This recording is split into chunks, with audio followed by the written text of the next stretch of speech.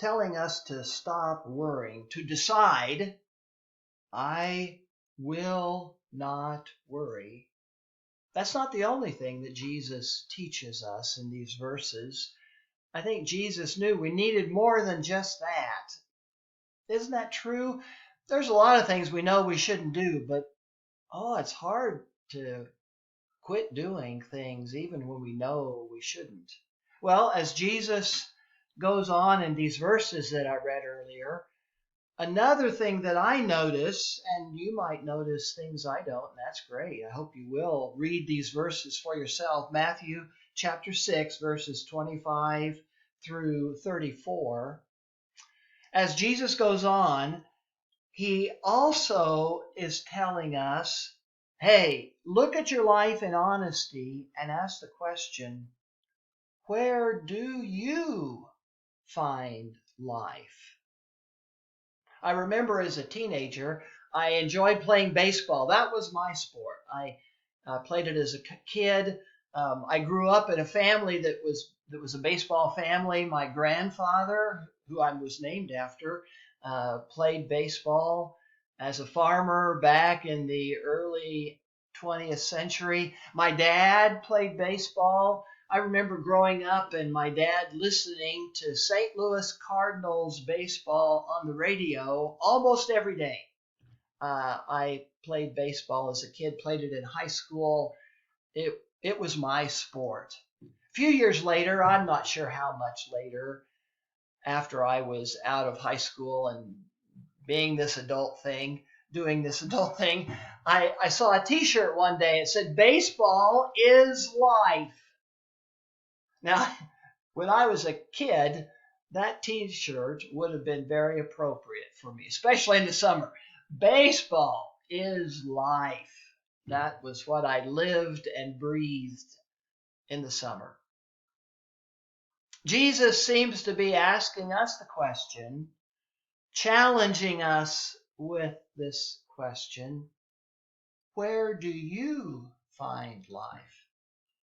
You notice he said, what is your life? What you will eat or drink, your body, what you will wear. In Jesus' day, finding enough food, clean water that was healthy, maybe even wine or other things that were helpful in making water that often was not healthy, more healthy, clothes that, hey, let's face it, in Jesus' day, probably having one or two sets of clothes was about all anybody had that was common person. Those were big deals.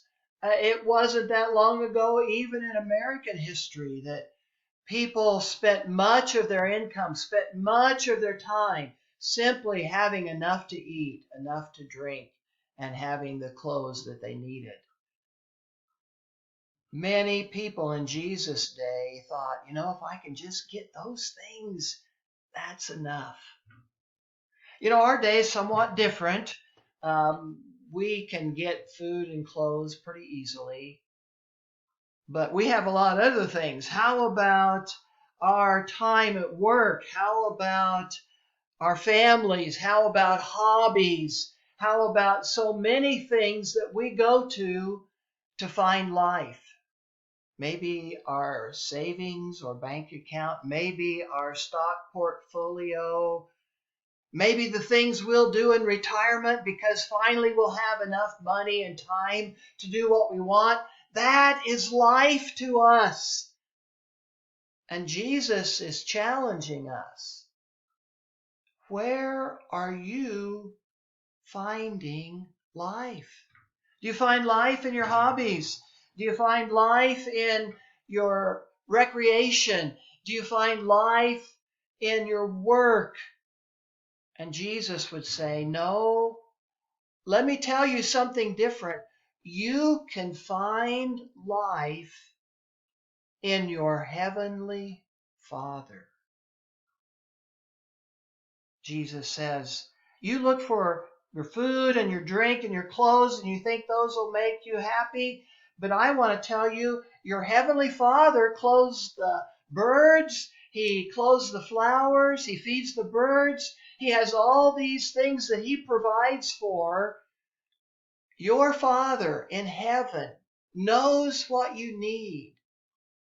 You, my friends, you, those listening to me, Jesus would say, you can find life with your heavenly Father.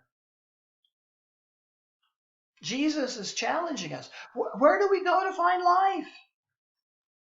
And the challenge of finding life in our Heavenly Father is something that will teach us how not to worry. Because if we can find life in Him, we have His promise. I know what you need. You can trust me to take care of you. This week, when I was sitting down and reading the Bible out of my own worry, those words met me and reminded me. I have a Heavenly Father, and He isn't dependent on anything in this world. He loves me. He will take care of me. I do not have to worry because my life is with my Heavenly Father. And He is a good, good Father.